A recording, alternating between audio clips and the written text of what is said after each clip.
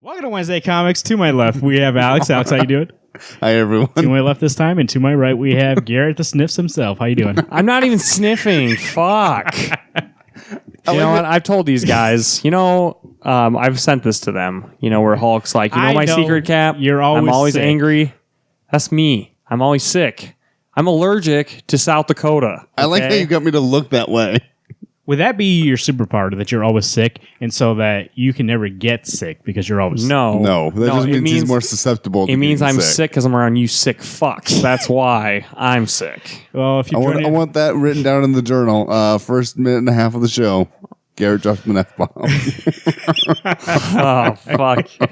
I'm going to count that as 3. welcome, everybody, that we got new from SuperCon once again. Sorry for the language, but here we go. That's our show. I know show's explicit. I know. We just, the ratio's kind of off, but. Yeah, you think this is all self-generated. I get set up. I almost said I just find it set up. I just find it hilarious. I won't name names, but I just find it hilarious that we all swear, but somehow this guy gets to blame. You know what? I would take a bullet for these guys. These guys would just be like, man, that's a fast bullet. You're Why don't you literally tail me in the chest. You're literally taking the bullets for us. People are... You're like, I wonder what caliber that is. Hopefully it's bigger. I like how smart he is. That's a fast bullet. Thud. Oh. Kills you. Wow, I thought Garrett would produce more blood with that bullet. Speaking of bullets, somebody who's faster than the speeding bullet is Superman. And somebody who loves Superman is called Grant Morrison, which he talks about in Super Gods for a while. Grant Morrison talks about how much he loves Superman. I think more so than Batman. I know he loves Batman, but he has some sort of love for Superman. Weird fetish for Superman. No, it's different. I think he more relates to Superman than he does with Batman. Which is why I'm bummed, because when he was on Action Comics, he was on it for 13 issues. Well, I know he did go through 21, but his whole 3-year story arc was rushed. Yeah, he said that they were like, hey, because he wanted to do kind of one-shots. Right. And they were like, they kind of rushed him through it, so he didn't get it. Turned into a huge mess. It was good for the first Is that for arc. New 52? Yeah. Yeah. New 52. Okay. And then he wrote my favorite, All-Star Superman. But for something that he's really known for is Batman, his Batman run. Actually, there's an omnibus that I think recently came out or is coming out with not his whole run. It's the beginning all the way up to spoilers when Bruce dies. I think it's up. It has Final Crisis. It has R.I.P. It has all that. It's not a spoiler Batman and because Son. Bruce doesn't die. Just disappears. Well, that's for a more while. spoilers. See, look at that. I give fake spoilers and then you give real spoilers. I'm just trying to be honest. Real news. Recently, Grant Morrison did an AMA. What does it stand for? Articles, Marvin, article. I taught these guys what an AMA is. So he did an AMA, and somebody asked him in there. It's all Silicon Valley.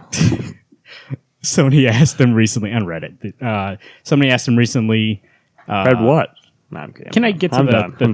Dude, you may have said AMA. I don't even know what you said. I'm just thinking about the formatting that you do at the end of a bibliography. Somebody asked him the question about why Bruce was brought back so soon. He said it was a DC decision. He really wanted Dick and Damian to be Batman and Robin. Batman and Robin for 5 years for you to be like, oh, I guess they're not bringing Bruce back. I guess Grayson really is a new Batman. And then boom, Bruce would come back. And you would be surprised by it. That was his plan. But then DC wanted them back. I mean, obviously, Bruce, they get... I think in the environment now, I think they'll let him do that. I think back then, though, I think Bruce is your staple. Right. Now, people are all up for let's let them ride out. Right now, for example, we have Doomsday Clock's been riding out for 2 years. Right. And so I feel like they would be like, oh, yeah, go ahead. People are more open for smaller... even though this wouldn't be small, but there's books that stay out there. They have a smaller audience, but they let it go out there and build for a while. Where back in the day, they'd be like, "Oh, that's canceled." Well, what's crazy is there was still a decent amount of time when he was gone, because I remember. Oh, geez. Did we just go through the third level of the dreams and stuff? That was Batman when he got shoved to Omega. Oh yeah. Because 686 is the issue. It was part 2 of the whatever happened to the Cape Crusader. And literally, Neil Gaiman, yeah. 687 did not come out until a year later. Oh, That's really? how long Batman got delayed. There was a bunch of one-shots That's what I mean. out That wouldn't where's happen Bruce, anymore. but- The market's changed since then. That was, 2007, 2008? Yeah. It's very different now, I think, in good and bad ways. So I think something like that wouldn't be allowed anymore. They wouldn't be like, oh, no, Grant's telling the story. Or I think any keyword that they aren't. Yep. or in that What Happened to Cape Crusader with Neil Gaiman, they wouldn't be like, oh no, Andy's doing the art. Is that the one that's got the cover of Nightwing looking at the Cape and Cowl? No, that's Battle for the Cow, I think. Yeah, it sounds like Battle for the Cow. The Cape Crusader one has a bunch of people on it. One of them has Alfred looking at the cow. Oh, okay. But I think not in this day and age, they would be like, somebody else is going to draw that book. Right. So it can come out faster or come out on time. Dick and Damian as Batman and Robin was one of the best teams ever. It was. But I think, like, Grant's right. It should have ran out. It should have ran for a while. Yeah. Because even though I still do feel like that team, those two do have a relationship that is very strong. It's more like it was short and strong. Like, he had to make it seem a little more stronger so that it would mean more in that short time. Or rather, as if it was over a long period of time, like these moments that we're getting now with the two of them would mean a lot more because you're like, dude, they ran together for 5 years. Yeah. Of course, they like have each other's backs. Now it's kind of like, okay, well, they were going through a time. Maybe that's why they feel like that. But you know what I mean? It makes more sense like if you ride with somebody for 5 years, being like, this is my partner. And the best Batmobile of all time. And one of the flying Batmobile. Yeah. That you would be like, yeah, this is my partner, this is my brother. Question. In Batman Incorporated, is that Bruce? No. Or is that Dick? Well, it depends on what version of it you're talking. Because I thought Bruce comes around. Because I know when Damian dies, it's Bruce is Batman. So basically, the gold logoed Batman is Bruce, and the traditional just black bat on the chest is Dick. You know the story about Batman Incorporated? Grayson. What the overall story is? No. Bruce comes back and says, hey, as Bruce Wayne, he has a press conference and says, by the way, this is all spoilers for Grant Morrison's This Batman. is pre-New 52, though. Pre-New 52. He says that Batmans are needed. I'm going to fund Batmans all around the world. I've been Batman's funder for all these years. So he basically comes down and says, me and Batman are working together. I've been funding him for all these years. And now I'm going to fund Batmans all over the world. So for a while, Dick and Bruce are Batman. And they both they have different costumes, but... So Bruce International, Dick. Dick's in Gotham. Yeah. Oh, really? Yeah. Okay. And then they have, from different countries, different Batmans, where he goes to different countries and finds people and be like, Because I know there's you can be the Batman of this country. Or this the city. Scorpion guy is the Batman from Mexico, right? Yep. Okay. Does the Native American guy actually ride a bison? Yeah, I think so. Yep. Sweet. Him and his little sidekick. Right. That is one of the books Manobats? that was pre-New 52 that I am so sad that New 52 ended it short. I know that Grant Morrison still wrote it in the New 52, but it was a different pace at that point because like everything else was right? everything else was dying out except Because Batman. I would say, they cut it so short. I think he kind of compressed it to a point where instead of it felt like the end of Batman Incorporated should have been the end of Batman and Robin, but that book was over already and they had Bruce back, so he put in the end of Batman Incorporated instead. Right, because there was 13 in New 52. There was 6. What happened with that cliffhanger? Which cliffhanger? All the Damians. I guess I don't know if they really tied it off. 10 years later, and it's like, well, every now and then, like one pops up in like a future issue. It's like Talia is like has them in some secret base somewhere. oh, okay, they're around. Yeah. Gosh, I have to admit, this is one of those things. How do you not have this book? You love Frank Quitely art. How do you not have Batman Incorporated? I don't think Frank Quitely didn't do any Batman Incorporated. He did 13. Chris Burnham did. But did he do issue 13? I don't think so. I think it's all Chris. Chris mimics the style, though. Oh, that's right. Oh, God, that art's so good. It's one of those things that it's actually on my list to eventually get, but I just haven't gotten around to getting it. The thing is now, it's good, but a lot of that stuff, like we're talking about how they had cliffhanger stuff, that none of this stuff pays off ever. Yeah. So it's like, you kind of have to read it in the context to be like, okay, this you is... never read Robin Rises, Alpha Omega, like I told you guys to. I just asked you, do they show up again those clones? Now that I remember, they do. They go show up in that. Okay. Because I'm not a Damian fan. Yeah, you're not. He's best written by Grant Morrison. Oh, yeah. Everybody else does not know how to write that character. He's just an asshole. Except, actually, I like Tom King's Damian. It's good. Even Priest, I thought, read him pretty well. Christopher Priest wrote him pretty well, too. Because he wrote him in Deathstroke. That last year's contract. Oh. Also. Yeah. I've heard. Well, duh. I mean, yeah. Well, people were mad at Christopher Priest because they said that Damian had not been that character for a while. He had evolved and he wasn't a dick anymore. But yet, in every other comic, he's still a dick. Yeah. So I don't understand why they got on Christopher Priest for that, but nobody else. So my thing is that... And he did evolve. Most of the time, he is a dick. Like, he should be a dick. He thinks he's the best. But the way most of the time they write him, he's just a dick for being a dick's sake. Here's the thing, and I think in the Christopher Priest run it was told this way. I think is that he uses that he's kind of a dick just as like a shield, like underneath he actually does care. Whereas in those runs, it actually feels like, oh no, like you never see that other side being like, oh, actually he does care, and like this is just the face he puts on. Yeah, and I think that's what's with Grant Morrison's run. And by the end, you could see he was getting rid of that shield and actually showing Dick Grayson that he actually did care, and he didn't need to be the tough guy anymore. Right. He was like, I can be your partner and let you know that I actually am scared right now. I actually don't know what to do right now because Reno was raised by Talia and all these people and was told to be perfect. Told to be like your dad, and then you show up and you're like, oh, I'm 12 years old. I have to go and fight these guys. I'm 12 years old. 12, not even 12. He just turned. I think he was 10. 12. Well, he's 13 now. He's 13 now, right? But he was probably 10, 11, 12. I thought he was around 10ish or like 8 to 10. So now I think the thing is that maybe I'm missing because you guys seem to love Grant Morrison writing Dick and Damian. Right. I don't share your love for them. Again, I've read the Batman and Robin by Morrison, and it's good. What I think you need to read also is everything leading up to that, like Batman R.I.P. Batman and Son. Batman and Son's the start of it. Yeah, and then Batman Black Glove, right? And then Batman. That's R.I.P. not the start of it. Well, it is. Yeah, for the long term with Damian. Just get that Batman omnibus I talked about. It's like 700 pages or 1,000. Around there. What does he call his case book? Isn't it the black? Black Hand. Black Glove. No, it's not called that. It's called something.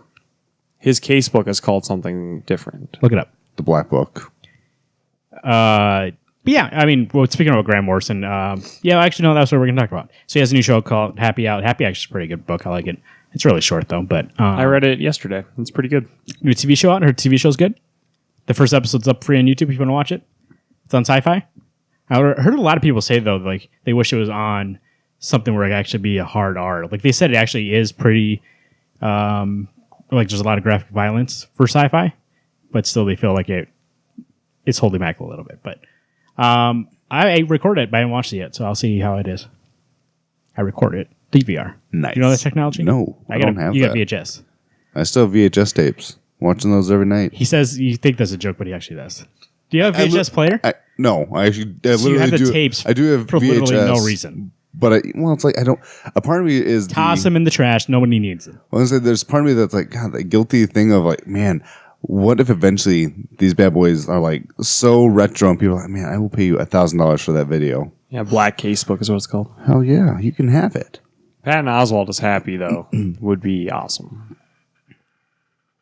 Oh, you haven't seen the episode? I haven't watched the first episode yet. Okay, No, you just read the comic. Grant Morrison slowly coming back into comics. We'll see. He was recently on Kevin Smith's podcast. I listened to that because I love when Grant Morrison talks. Even when he had a documentary on Hulu, it's all about him. Even in that, sometimes he talks about like doing these drugs and like becoming this like silver being.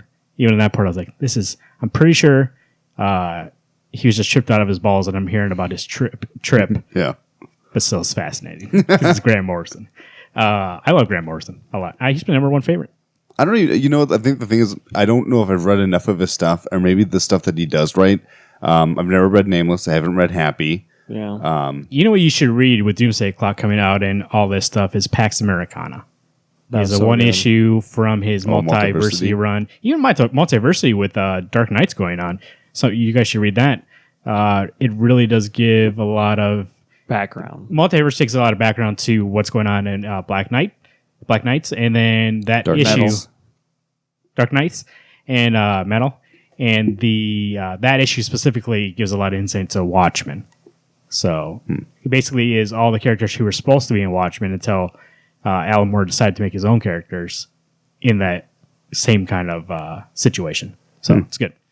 It's good. Yeah, I mean, I'm really excited for when he comes on to the comic he's going to do for Dark Knights. Yeah.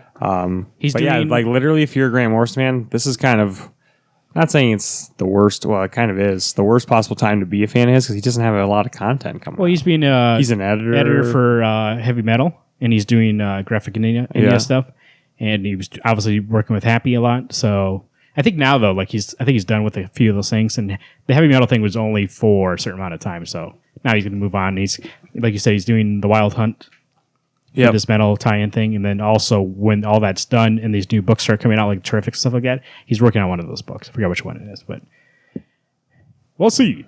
Speaking of good stuff this week, we have no reviews. So if any new comics coming out this week, we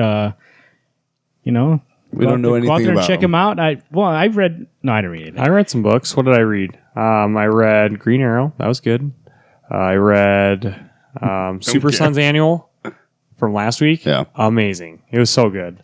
Can I tell you one character that's in it? Sure. Detective Chimp. I totally did not expect him to be in there. When I was flipping through it, I had seen him. And I was like, what? And Batcow was in there. Slapback Cow was in it. Titus. Streaky. I have to admit, if I had told you that if it was a issue 11 of Hawkeye where it was just a silent issue, and it was fairly silent. You did read it. I didn't get it. I looked through it. Oh, you didn't get Super Sons. Parts of it were silent. Well, it's not they were whining or whimpering or whatever, or talking amongst themselves. It's all in the eyes. I don't need it. It's in the dog's eyes. Speaking of good things, this week we have our top 5 writers and also our top 5 artists of 2017, not 2018. If you caught the last week's episode early, I did not edit in time to put 2018. I'm living in the future, baby. What's on you right now? I'm already in next year. What's coming out? I'm already in December next year because I'm making a 2018 list. But this is 2017 top 5 writers, top 5 artists. And I'm going to throw a curveball. I'm not sure if you guys expected to do artists first, but we're doing writers first because I feel like this year is. Did we do artists first last year? Yeah, we did. Okay. I feel like artists. I had a harder time with artists this year because I feel like it's the year of the artists. Like there's so much great art out there. Writers, I was kind of locked down, but the artists, I was like, ooh, I crossed out a couple. But also, it's kind of hard on art. There's so many some people's art that I like, and I'm like, do I put the whole team because I know that colors is part of it. You know what I mean? Right. So we'll talk about that when we get into artists. But we'll talk about writers first. And Garrett, you guys see your phone? It's lit up. You're right there. Mm-hmm. What's your number 5 top 5 writers of 2017? My number 5 is Tom King. You guys have both kind of gotten me on Tom King, besides the Batman run with Vision. So I went back and read that this year. I know that it probably doesn't count, but I'm sure an issue came out in 2017 at some point, right? Yeah. Yeah. Also, like his work on Batman, it was kind of like a love at first, and then it kind of grew into like, wow, this guy can actually write. And then Mr. Miracle, I think, is some of the best work that he's writing right now. I'm really excited to see, he wants to do some, what'd you say, Sergeant Rock he's thinking about doing? In that holiday special. Yeah, in the holiday special. So I want to read special, that. he's doing Swamp Thing. By the way, my number 5 is Tom King. Yeah. So same reasons you said, he's doing a lot of good work now. Also, that Batman thing, I think, at least for me, I know you guys have different opinions about that, but I think for me, that first arc actually, was just like good Tom King, where anybody else would be like, oh, that's pretty great. But for Tom King, I held the higher standard because of Vision, all that stuff. Yeah. And it didn't feel like Tom King's writing. It felt like good for a good Batman story, at least for me. But then when he got into the end of Bane and then what came after that felt like Tom King to me. Right. Especially what we're having now is like this is like the renaissance of Tom King. And I'm every single arc that comes out now and everything I hear from him now is like he feels like he has a lockdown on what he's doing now. And he even admits that if you listen to an interview with him, that first couple arcs, he felt like he didn't know what he's doing with Batman. He didn't really know where to take it if he was just supposed to, you come in the shoes, you got Grant Morrison ran around, and then you got Scott Snyder that ran for 50 issues, 50, 52. Oh. He did 51. Well, he probably did some one-shot annuals and stuff, too. Well, no, because of Margaret Bent. He only did 51, because 52 was another James team. Tynion? I think so. I think it was James Tynion. So he did 51 issues of that. You have Grant Morrison who did that huge run, which we just talked about at the beginning of the show. And then you have Tom King coming along. Like, how do you live up to that? Do you do what they did? Do you look back and be like, oh, I got to kind of do it like this? Or do you go and do your own thing and try to take that risk? So that's what he kind of struggled with at the beginning. And I think actually he finally said, let me do my own thing. And I think it's working out well. Like you said, Mr. Miracle, Vision, actually a couple issues came out this year, and it's strong this year. And we had, what was the other book you said? Oh, he's doing all this stuff now. And I think he's at a point now where he is what do I really want to work on? I want to work on Sergeant Rock. Let's do a Sergeant Rock story. Right. I want to work on Swamp Thing. And I think that comes from that being comfortable doing his own thing with Batman. He's like, oh, okay, I know how to do this now. Like for a while, he really, with Vision, they basically came in and he's like, oh, I'm just going to tell a story about robots. It wasn't really 100% about Vision. Right. It was more about let's put these robots in, act like they're human and see if they, when Vision knows how to be a robot, and he knows like how to do that job when he tries to be human, and he can't figure that out. Like that's the one thing he can't do. So I think now he's like, oh, this is how you do superhero stuff, and so I think now he's like, okay, he's doing. Oh, and then Batman Elmer Fudd was really good. I didn't read that, but Nope. That Batman annual was really good. That just came out last week. Yep, 2 that weeks was ago. good. No, last week. Yeah, it was really good. So And then, I mean, if you think about his annual where he had that story about the dog, I mean, oh yeah, he won an Eisner last year won for, an Eisner for that. what any other person would be like, oh, I'm going to write a Christmas story, and they would just write like a one-off thing that's like supposed to be just fun. Tom King writes an Eisner winning story, be like, oh, here's that DC. Basically, special. Marley and Me for Batman. Yeah. So I wouldn't be surprised if his Batman book's on a lot of top 10 lists this year for best comic. I wouldn't be surprised if he was nominated for an Eisner for anything, Mr. Miracle, Batman, or his one-shots he does in the specials. So we'll see. But Tom King's my number 5. Is your 5? Yep. Tom King's good. My number 5 is Rick Remender. I usually he's higher on my list because I love him so much, but I've actually found that like his Black Science it's good, but it's not as strong as it started out. Yeah. I still believe his team up with Wes Craig on Deadly Class is pretty amazing. He's my 4. Rick He's not my Remender's. number 4, too. Okay, perfect. Rick So we're Remender. around the same So area. I think he's a great writer, but But it is just that one book. in all honesty, right now It used to be more. Yeah, But I think his, you're right. when he was doing Tokyo Ghost, or even his Black Science really was amazing. But he's kind of, I don't know if he's focusing more on Deadly Class, which is great. But Yeah, I'm he's feeling, not putting out as much content, Yeah. which is okay, like you said, if we're getting quality in all those books that we're currently reading. But I feel like Rick Remender's a guy that he's probably working on a project we don't even know about yet, because getting, not a delay, a planned You break guys are from missing the Deadly book, Class. 17 Attorney. No, we're still getting it. no, No, we but haven't you- talked Oh, about yeah, it. that's up. what I mean, yeah. Of course, it's been gone for 2 months already. I know. See, that's the thing is like that book has been delayed a lot, and I think it's mostly Opena. But also kind of like the story kind of mixed around just because of the delays. So they had a 2-issue arc, which I didn't think they just supplanted there because like, oh, we need something to come out. With Black Science, it had come out for a while, and then it did. And then also like it was kind of like, it was weird the way the genre went with that. They went more superhero than science fiction. So it kind of got weird there also. But Deadly Class is definitely the most consistent. Yeah. It definitely is the most focused. It definitely is the most personal. I actually just feel like that's where his passion is right now because like that's Rick's story he wants to tell. And he's got it, like, he's planned it out to a T. I mean, you know that, like, whatever's coming in that book is planned. I mean, not saying that no other comics plan, but usually some people write like Stephen King, you know, or they'll just, like, have the story come to them, but he's got it worked out. Yeah. So at least he knows that he has a huge fan base, and it's not like we're all going to get screwed over because he's going to be delayed for some reason. But, yeah, I just think that, I mean, compared to last year, he had been bringing out so much content. We got a lot of Deadly Class last year. I guess I wasn't reading it then, but still. Also, Tokyo the Ghost. Tokyo Ghost, one of One of my your favorite favorites? graphic novels of all time. Black Science was on. That's when we had that God World arc, and it was really great. And then we were looking forward to 17 Eternity, which actually the first arc was really great. But It's then good. the delay happened. Yeah, it is good. It's just like, where is it?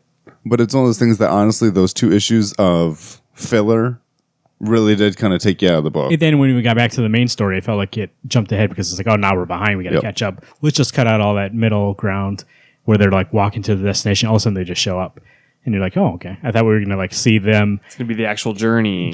where you don't know if the King of Whispers is like lying to him on the way there. Like you're trying to figure it out. We just get to the destination. You're like, okay. Yeah, that's the thing. It's What's not happening? about the journey. It's about the destination. As long as you get there. Yeah, I would say I agree with you. It's just that one book, so like I couldn't put him higher on the list. But yeah. he's still. I mean, that book is still great. Yeah. That It is, one book. and it is great. And I mean, he's a good writer. But like you said, for Black Science, he's changed his formula, which I'm not as excited about. And his Deadly Class, we're finally bringing in some characters that we've met before that everyone loves. So he's bringing back people who are like, oh man, I love Marcus. Where's Maria? I need to see him. I have to admit, I still want a little bit more building up of our new people. Boo. I like those new people a lot. Boo. I like them. But compared to the originals, who gives a Yeah, but how are shit? you ever going to like the new people if you don't build them up? They're working on it. Why are you booing them then? For Because- what he said, you want to just build said I them want up. them You to said be you built want up. more of that. I think there's the perfect amount of buildup. Just, Because you know what? I you know that the biggest ass kicking of that school's life is coming. Oh, I get that. Oh, I know that's coming. Yeah, you can't. I mean, unless this book was going to be another like 7 years. But to be fair, the book's not called Marcus.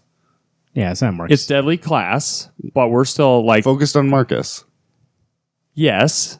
But See, I don't know. So you, we're going on a tangent for a second about Deadly Class, so spoilers for Deadly Class. When you read that book, you focused on those two really hard. Like me and Alex talked about, like when it came back for the new class, we were like, oh, we really like this new class. I guess I binge read it though. I read it all the way That's through. true. So like me and Alex were like, I actually liked it. And we thought like this was the story going forward. So maybe that's part of it that me and Alex made peace being like, okay, those guys are gone. Now it's a new class. And I grew to love that new class in those few issues. And when Marcus and Maria came back, I was like, oh, cool. But I wasn't like, oh, thank God they're back. I was just like, oh, cool. Now they're part of the group. I was like, thank God they're back. I know, that's what I mean. Like, I like the group. I don't hate them. Dumb question, and then I'll move on to my number 4. If Marcus actually dies, gets decapitated, and has no way coming back, would you still like the book? Of course I would. Of course I would. I had to read. That's the thing. I had to read 7 issues of no. We also Marcus thought he was Maria. dead, so like for me, I buried him. Put the dirt on Until his- he showed up in issue 27 or 26. 26, whatever, one of those 4 two. or 5 issues, And he kicks the shit out of everybody, and then you get the reveal. It's like, yeah, it's Marcus. Holy shit, it is Marcus. right. I was like, And Maria's alive because, like, just when you start liking Maria, oh, that's right. He went to go save her. Spoilers. That's right. can I say spoilers? I know I always. I'll have to put notes in the thing, but thanks for making Never it mind. work for me. But I didn't say the spoiler. That's why I was asking. Okay. Well, when you like well, all this somebody, is spoilers, so okay, I'm gonna have to do it anyways. To be fair, we talk about this book almost every time it All right, comes fine. out. We've I know, always but if we spoiled keep it. talking about people, like people need to be reading this book, and then we talk spoilers. Why Fine. they You follow these characters, and when you start to like one of the characters, they die every time it happens. Like when you're like, oh, this character can't get any better. Boom, dead. True. Like that's where you're just like, I don't even know where my point was. But this, I admit, this book's got stakes. So you know what my number 4 for writing team is? Kelly Thompson nice from Hawkeye. I thought about putting her on this list. I didn't quite get there because I didn't like. Again, it's kind of more of a content thing. My for number me. 3 is Kelly Thompson. My this list for me, I was kind of, I think on the same marks as Marvin was. I could have the same 5 every year. Right. That I want to I'm trying to branch out, and I was like, you know what, Kelly Thompson. Well, there's also a lot of writers that I had on my last year's list that really haven't done anything this Yeah. year. Like I don't know what happened. I guess and you're right. These new people have come in, and I'm like, oh, I really love They've shown up. And I'm Kelly like, Thompson for a book that really, when I talk about the show, I feel like I don't do service to it because I'm like, man, it's so fun, but also like it's really like has some serious things to it. And I really love Kate. Like I like her characterization of Kate. But it really is like you would have to read it to be like, oh, I see why they like this. And even like the first couple issues, you're like, oh, I love Kate now. And then you're reading up to issue. What's up to 14? 13 just came out. Yep. 13 just came out. So we've been with this book for a little over a year. But yet Kelly Thompson, who's somebody I've never read before, came in and had the huge task of being like, even though I didn't like Jeff Lemire's run, you have Jeff Lemire, who's like a staple in comics. You had Matt Fraction, who also was a staple in comics, and also like a comic run that was like, was reading Eisner's. People were like, oh, it's the best thing ever. And then you have Kelly Thompson coming in, and for us at least, when we were in Hawkeye, I was like, "Oh, this better be good." Like that's a high bar to reach, and I feel like she's doing a great job. I tell you what, Hawkeye is never one of those characters Marvel wise. I'm like, holy shit! I got to have that character. Yeah. And I remember when we got the Fraction run, I was like, I'm just gonna give it a try. Love the book. I didn't get the all new because you mentioned, it's hit or miss. It's not very good. This is one of those. I think you and I are like, I wanted to give it a try. Well, they were trying to do a new wave of like instead of calling her She-Hulk, it's Hulk. Instead of like Girl Hawkeye, Lady Hawkeye, whatever, it's just Hawkeye. You know, so I was like, oh, that's pretty cool initiative. Like, and the covers looked amazing. Like new, fresh writing teams. So I mean, Kelly Thompson was a huge contender for this list. Maybe an honorable mention. But I don't do those, so. But I did see she's coming out with a Gambit Rogue run, and I was like, oh, Kelly Thompson's writing this. I should read this. And I'm like, but I hate those characters. Oh, really? To be fair, I would get them just for the fact I love Rogue. I hate reading Gambit. I thought the same thing. I don't like Gambit at all. I like Rogue. Rogue, but I thought the same thing. I was like, Kelly Thompson, I really like her writing. Yeah. So like, I think for me at least, like that's somebody who I'm like, oh, okay, they're worthy of being on top 5. If I see their name, I'll be like, I gotta get that book. Yep. I'm gonna say it's one of those things that I've at least told Marvin. I'm sure I've told you. I'm all about now who's writing the book or what's the team that whether or not I actually give it a try. Also, like, I don't really I find that it's very hard to do humor in comics and do it well and do it at a point where it's not annoying. And I think a lot of time in the show we say, man, this guy's not funny. Quit making these jokes like they're just annoying. For instance, in Civil War, was it Civil War for Doctor Strange? Where's the AutoZone, that joke? Oh, that was Infamous Iron Man. Infamous Iron Man. Some people, especially Ben, I love your writing, but I don't think your comedy is anywhere. It's not on point. It's not on point. But Kelly Thompson, even though also it's like, and usually a lot of times this also makes me a little hesitant, is this kind of, she's younger, so she does a lot of slang, does a lot of like things that I would be like, this person doesn't know how kids talk. But I think Kelly Thompson knows how kids talk, and all her jokes, I like laugh every issue, or at least I smile. Like the whole issue, I'm smiling, being like, I really do like how Kate interacts, and like she does care, but she's kind of like Spider-Man in a way where she's doing all these jokes to be like, I can't let myself think how dangerous this is right now, or else I'm going to be freaked out. How old is Kate generally? Like 20 something. Okay, I was say 24. And you said kid, and I was like, I assume she's at least like 22, 23. Did I say kid? I thought you said kid. Yeah. She writes kids. No, kids slang. Well, I guess I mean millennials kind of slang. So that's that Wolverine issue is the funniest one for me, just because I've read all New Wolverine, like. Because of all that Wolverine, like Jonathan the Wolverine joke, it was like, oh, it was on point. It was so good. That was good. The issue before that where she's locked in jail. Jessica Jones' arc was really good too. And I wish Kelly Thompson would take over for Jessica Jones after Bendis leaves. That'd be Didn't we talk about that? I think I don't know about on the show. I think I would jump on that book. Yeah, if it was Kelly Thompson, I would jump all over Jessica Jones and get that book. Nice. Oh, come on, buddy! I would get that book. Cage first. Well, because like here's the thing, I really did want to get that Bendis run, but it was that thing again about, I know that Jessica Jones kind of quippy and kind of funny, and I was like, I know I don't like that kind of Bendis. And I mean, I used to. I think it's just because he's a little older now. But if it was Kelly Thompson, I'd be like, oh, okay, I know she's gonna be like, it's gonna at least be funny, and probably because even like Kate does kind of detective work, right? But even like I'd be like, okay, well, she's the stumbling detective. But you know what? To tell a bad detective story, or in the way where like this person's bad at doing a detective job, it needs to be set up well. In order for all the pieces to fall in place to be like, oh, look, she's stumbling through this.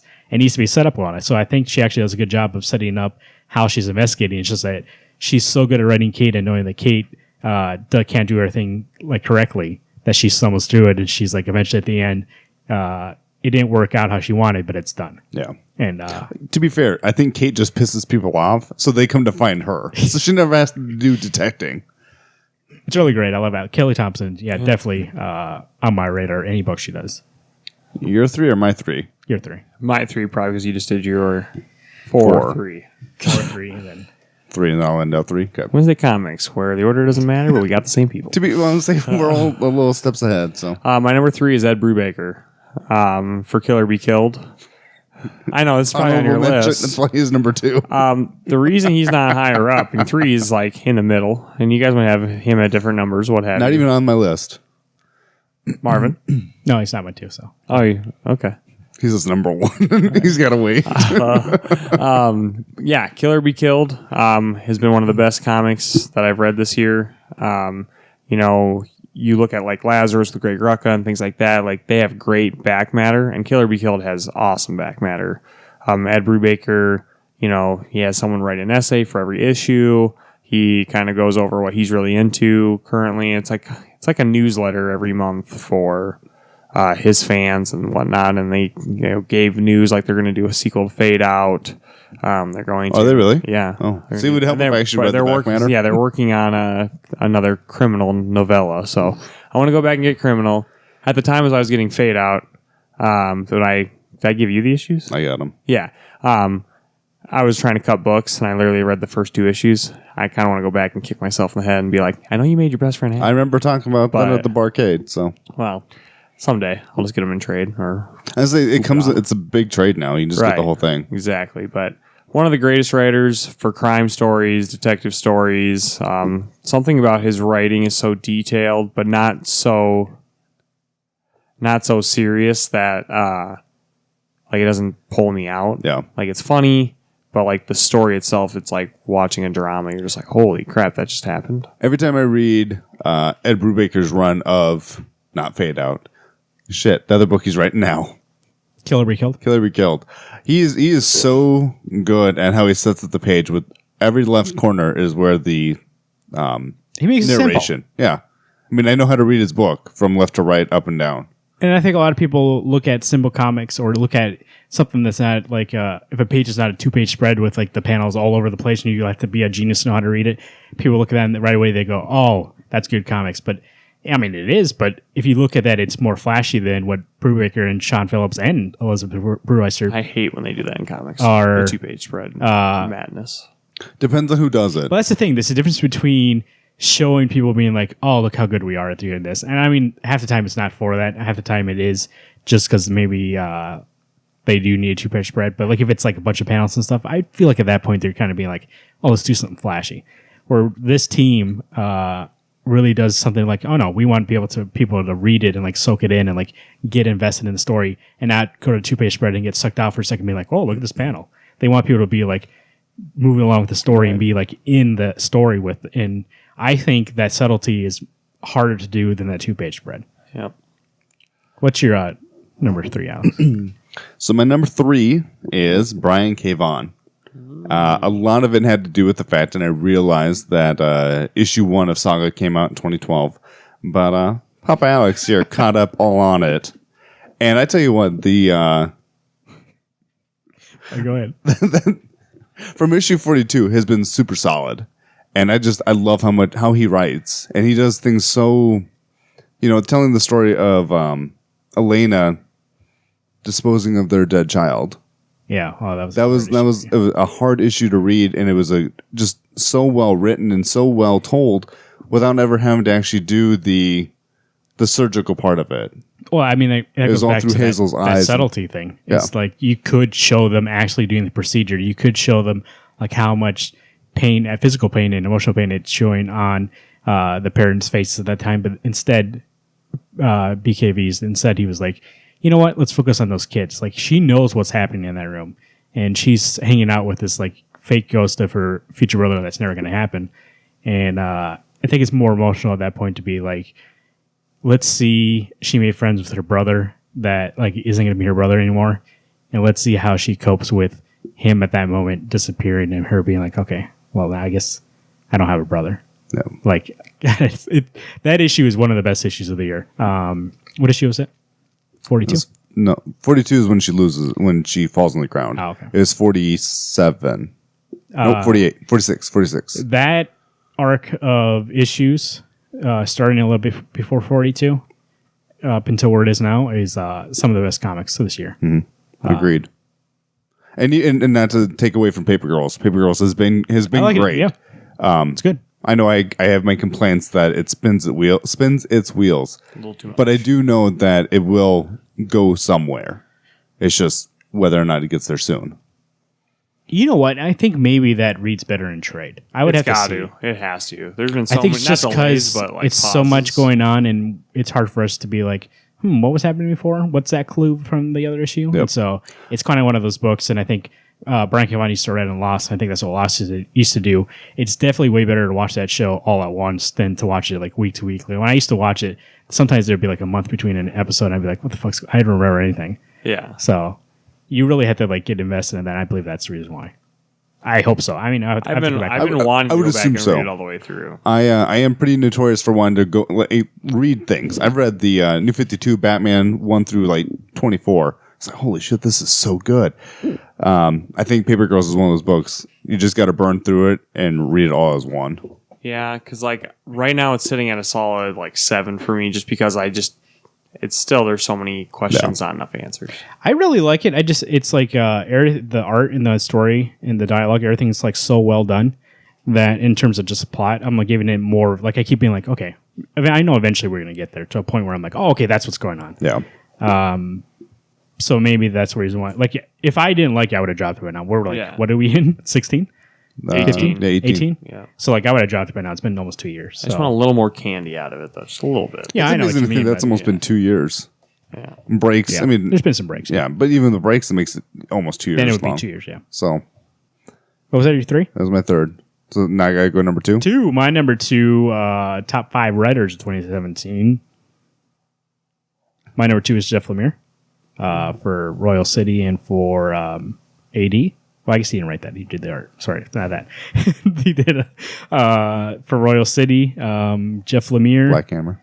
Black Hammer, that's the other book. Okay. Black Hammer and Royal City are two of my favorite books. One of them is about superheroes trying to be human, and the other one is just some people trying to get their lives back together. And they're very different books, but yet I think Jeff does a great job at both of them. Like, there's not... one of them is not better than the other. I think Royal City... Royal City a little bit. I enjoy Royal City a little bit more. Black Hammer, though, is like more traditional kind of... Like, he's taking traditional type of comics. And then you have Royal City, which is more of a personal story, more about people trying to grieve in their own way. But both of them, I think, are really excellent. Like, the Royal City, like, every piece of dialogue, every situation, how it works out, so far at least. We're at 7, 8? 8, I think, comes out next week. We're going to be on 8 issues of this book, and there hasn't been a situation so far where I was like, that's fake. Like, that's made for the story. And I forgot what we were talking about one time, but I was like, you realize this is a story, right? Where this doesn't feel like that. This just is like feels like this is real life. So something happened in a situation in this book. If it felt like it was just done for the story, I'd be like, that doesn't feel real. Like this book, I would like it does 100% feel like these characters are real, and these characters are struggling, reacting to things instead of being written to react to things. And it's great. Every single, I mean, there's that panel. Like he does. See, with this book, it's kind of hard to separate it. The other one, he works with Dean Orson. Yes, he works with Dean, so it's kind of hard to see where like comics is a collaborative medium. So sometimes an artist does more, sometimes the writer does more. And this one, I know it's all Jeff Lemire, obviously, because he does everything. So when something happens, when we get a panel that sits with me for like 6 months now. I know that's Jeff Lemire, and I know that's strong storytelling from his standpoint. So Jeff Lemire, I think, is the hero of 2017. There's only one person above him just because I like something about that book more. But my number 2, I don't think I need to look. I remember. Oh, you got to remember, huh? Okay. Jonathan Hickman. I got to save my battery power. I'm only at 2%, so. Dang. Jonathan Hickman for me, for Black Monday Murders. See, he was one that I didn't put on the list because Black Monday Murders only had 2 issues this year. So. Yeah, that was my rule. 2 issues at least. I love that book so much. Really, only 2 issues this year? Yeah, only 2 issues since December. Yep. Really? But he's got East of West. I know, but that book's been okay. Well, yeah. Black Monday Murders, really the 2 issues I get, always goes to the top of my reading pile. I know me and Alex do this crazy thing where we read our most looking forward to at the back. Nobody does it that way. We still haven't got confirmation. To be fair, I have to admit, I don't do it as often anymore. I don't either. When I fall behind, I just got to burn through these books. But like, there's those times when you're reading books and you put them in with all the rest, like you organize them to read them. But this one, I pull and I read right away. Yeah. I'm sorry, I hit the table. But that book is written so well. There's so many diagrams, thought going into that book.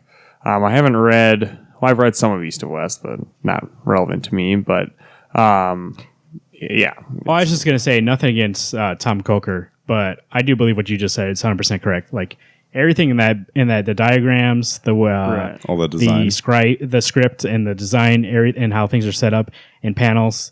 I don't know if 100%, just speculation, but I believe that's Jonathan Hickman. Like, that's him being like, okay, I'm going to put this here, I'm going to put that there. Like, it's all, that's his storytelling. And I think Tom Coker is just good about being like, doing what he wants for that page. I mean, to be fair, there's some panels where it's all silent, and I think that's Tom's work. Strong suit, yeah. But you're right, all those diagrams, all those script pages, like the choice to go like, oh, let's go script here. Oh, let's do a diagram here. Let's do an email here. Like, that's Think of issue 3. I was going to say, issue 3, when we talk Black Monday Murders, that is the only issue that always pops in my head is issue 3. Still probably one of my favorite issues from, 2016? 2016, yeah. Like, starting 2018, I'm actually going to start keeping tabs on what my favorite issue was. There'll be an issue. Actually, there'll be 3 issues this year. The next one comes out next week, but only 2 came out so far. Well, yeah. Barely made it on my list. That's the only reason he would be in this list for Black Monday Murders alone. If it was coming out more consistent. If it was more consistent. I just couldn't pull the trigger on it, knowing that I had a Kelly Thompson who gave me 12 issues this year, and other people like Jeff Lemire putting out $2 this year. I have to admit, he crossed my mind. I was like, the only reason for me that he would have even made an appearance is a book that he wrote 5 years ago, and that's New Avengers and Avengers. Oh. And because I'm currently reading those right now, I was like, holy shit, these are so good. But his East to West has been kind of hit or miss. Like you said, he only came out. And it's been delayed. Like, I don't know really what was going on. So, but the speaking of, you said issue 3 was really good with the transcript. I used to do things recently. I forgot what issue it was. Maybe the last issue with the emails. Yeah, where the emails. I thought the emails were really well done. Like, they escalate, and you being like, holy shit, like each one gets more dreadful. And by the time you get to the end, it's like, I don't know, for me at least reading it, like my heart kind of sank a little bit. It was like, holy shit, like something's going on. Yeah. I couldn't remember who the characters were, so it kind of lost it for me. But And that's the problem That's that the I'm having danger right of now. it. Yeah, we only had 2 issues this year. Is that I'm reading this book going, oh, this book it looks great. The only reason why this works more than East to West is because they're usually longer issues when they come out. So I'm like, oh, okay. So you get more recaps. By the time I'm halfway through, I'm like, okay, I know what's going on. I remember what I was reading. So my number 2 is someone you guys have already mentioned, Tom King. I think my big thing for wanting to put him on this list is that his Commodity Challenge issue was amazing. And in all honesty, it gave me the momentum to even want to finish the series. we didn't even mention that. That's a good That call. is holy shit. That issue, Commandi's willingness to continue to fight for these people, he doesn't give 2 shits about really, but he wants to help him because that's the right thing to do. That's true. I forgot about that. Community. His Kite Man issues, I love those. You know what? I thought the Jokes and Riddles was kind of okay, but I love those 2 issues of Kite Man. His issue 34 and 35 of Batman, 2 of my favorite issues and probably my favorite arc of his ongoing Batman book. Joel Jones art. Yeah. Rules of Engagement. Right. Holy Moses. I loved those 2 issues. You know what? I think, I'm not to stomp on what you're saying, but I do like Tom. Now that I see that he's like your number 2, I'm like, he should be higher on my list because I really do like gloat about that guy like every chance I get. I think I would switch him and Rick Remender. Like Rick would be 5. I don't know why he's Tom King's number 5 below Rick, but Bullshit. It's locked in before the show. I have to admit, this is one of those things I had been working on this list for 2 weeks, just going, I want to make sure that I don't want to yeah, I thought you said it was easy. You took 2 weeks to do it. Yeah, but it was easy because tonight I knew when I had my list made, I was ready to roll. No, that I know, but narrowing it down And figuring out where people went. this is the hardest. That was the hardest part. Yeah, I had about six extra people on this list. Anyway, Tom King, you were nailing books.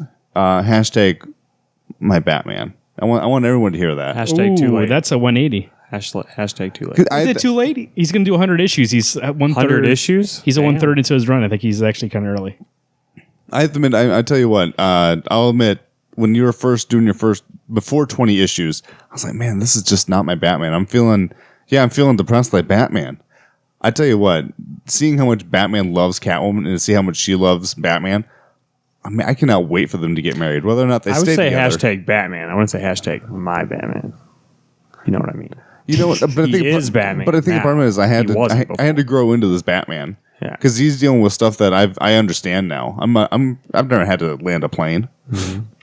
Fuck that. You know what's interesting about what you just said about him and Catwoman? That's what sold you on it. I really do feel like before, I think we talked about this recently, before people made that relationship more sexual than it needed to be, and more also like it didn't feel like, oh, they're just together because they need something to be together.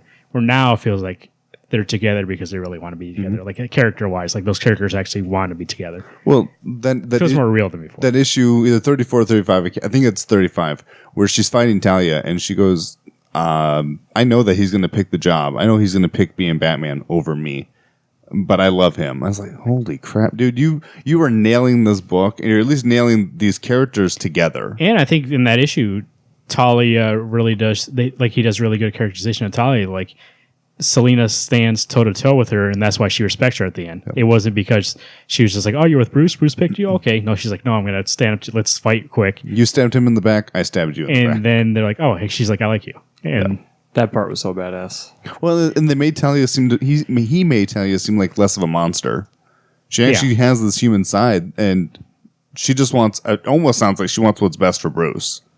You see, and that's the thing. In the past, I felt like some people did play her that way to be just like 100% villain, especially the stuff she did to Bruce with Damien and stuff like that, make those clones and stuff, like kind of like evil villain in the background laughing.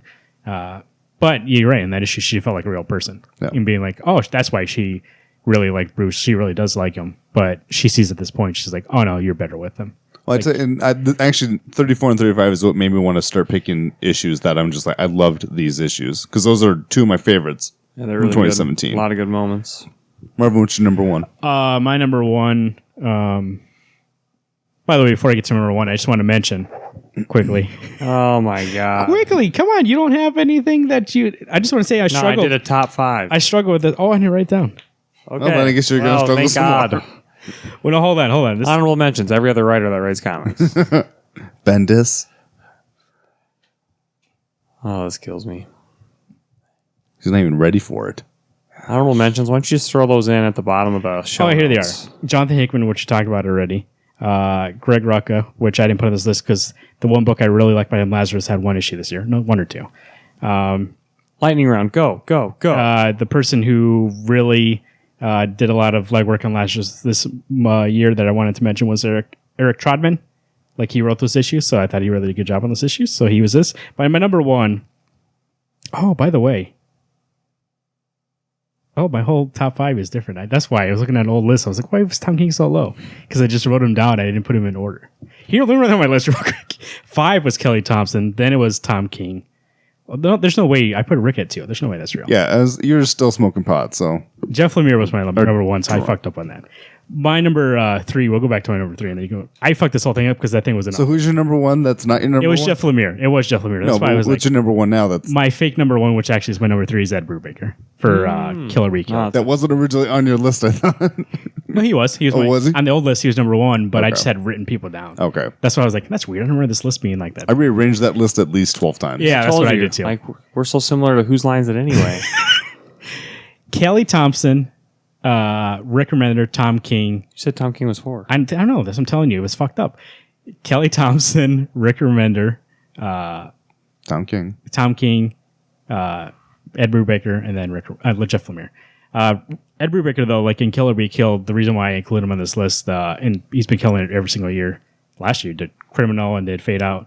And this year with Killer Be Killed, and I think we talked about on the show, is his subtlety in storytelling, this panel work. Like, he doesn't need to do a 2-page spread of Dylan taking out people for you to be like, oh man, that's awesome. No, he'll tell you in his 6-panel grid that's like just standard, so that you get invested in that story and be like, feel like, oh, I'm there with Dylan. I understand him as a person. And then Sean Phillips art, like the whole thing with it, that whole team is so great that Ed can tell a story, and I feel like for him, he focuses on the dialogue, he focuses on the plot, and the way that it's told is up to his art team. So like, but that dialogue, it's some of the best dialogue in comics these days. Like, every time I read a dialogue in Kill or Be Killed, not so much the monologue in his head. That I have a little issue with. But like the dialogue from people, when people are talking, I'm like, okay, that feels real. Like I said, we talked about it a million times on the show, I hate when exposition comes out of people's mouths. Instead of being like, people are like, oh, hey, Alex, we're going to the comic shop today, right, at 10? And you're like, yeah, like always. But like, that's in a comic, just to tell people, oh, they're going to comic shop at 10. That's what that next scene's in. Instead of that, it's for him at least, and it's magic, I think. For him, he finds a way to be like, let's just bring it up naturally, and that I read them and be like, okay, I guess that would happen. Like, it's not them. I don't see that and be like, okay, no, that's exposition. Instead, like that one issue where Dylan's like, oh yeah, I gotta go return my mom's car out in, where does she live? Queens or something like that? Sure. Out in Queens, you don't come with me? And she's like, To be fair, I'm not accepting this Sure, I'll for the come fact that this is your number 3. well, the artist will be 100% correct because I just refreshed it. But Bullshit. Ed Brubaker. Okay. Good for Kill Be Killed. Yeah. That makes way more sense than my last list because I was like, wow, that's weird that I put Ed Brubaker with one book over Jeff Lemire with 2 of my favorite books. The weird thing is I thought about asking you because I thought you and I should be way more on point on who we're putting Jeff on. Lemire, number 1. No, you can't have. He's not your number Everything 1. I said about that, him in number 2, switches to this one. Any order that Marvin just said doesn't matter. It was already locked in. Yeah. See, that's what happens when you roll in here at the last second. No, more importantly, I came prepared. More importanly, he's You're the one who that set tells the us. template. you tell me I got to put my iPad down there, doesn't get a chance to get refreshed. He's the one who tells us that 5 is 5. What's the 4 one is 4. rule? What's the one rule Ghostbusters say? Don't cross the fucking streams. That's what I was handling with the iPad. That was a weird. He always says reference. stuff that doesn't make You sense. see my slack here? If your iPad was sitting on my cord, I don't have that much slack. I feel like half the time you make a reference that doesn't make sense. Ghostbusters, don't cross the streams. We got cords / streams of cords. Anyway, what's your number 1? Sure what? I don't know. It's Tom Taylor. I do know. He's my number 1. Sorry, that was a weird way to do it. I was just pissed off. Just kidding, I'm not pissed. Tom Taylor is my number 1. You guys are like, ooh, gonna take a break now. Yeah. Kind of. Tom Taylor writes Injustice. I wish more people were reading it or have been reading it. The only one I know is #GuestHost1. That's because you have the books. To be fair, would your brother read it if you didn't have them? What does that have to do with anything? That's the only reason he reads them is that you have them. So? Lend them out to us. What about when Marvin gave you like 50 comic books to get started? Was it on his top 5? That has nothing to do. Oh my Anyway. God. Anyway, so It's Tom Taylor. That's it. what about Wolverine? He writes Wolverine, doesn't Yeah, he? he writes Wolverine. Can I say something about that series? Which Injustice? one? Every week, Which series? Every week you bring this Injustice. Okay. One or two. Yeah. One or Every time you two. bring it up on the forecast, every time you bring up the show, all you tell me is that they can do anything they want. Because I anything can can't happen. spoil it. I Why don't want to not? spoil it. He and I don't care. No, Okay. I mean, what I'll else tell is you good the about next this one. book? What's good about this book is the storytelling. It's not having what I'm dead? saying by having no rules. Literally, there are no rules with where this But I story mean, is can it all go. because Tom Taylor like a shock value? Is that the only reason why it's good? Or No. Okay, what because else? he builds it up. You get like your origin of your characters and and then basically you turn the page. This man had less slack the last 2 weeks, and I didn't see him complain at all. Go ahead. I like how every time it gets to your number one, we actually spend more time bashing you. Basically, Good you choice. feel like nothing's going to change, and then something huge happens, and it makes a big point. And like, it's crazy how that series could happen. Like for Wonder Woman, her origin in the annual, basically, like I showed you those panels of it's Was like that Injustice, that book? that was Injustice. Oh, wow. So all that was like building up That her looked really origin good. of being a person for the people, and then literally, her and Steve are trying to go get the what's the lasso of truth, but whatever the other name for it is. Her Perfect? Yeah, the perfect. There you go. Basically, when he does that, Steve kills Calliope. With that bat? No, with a gun.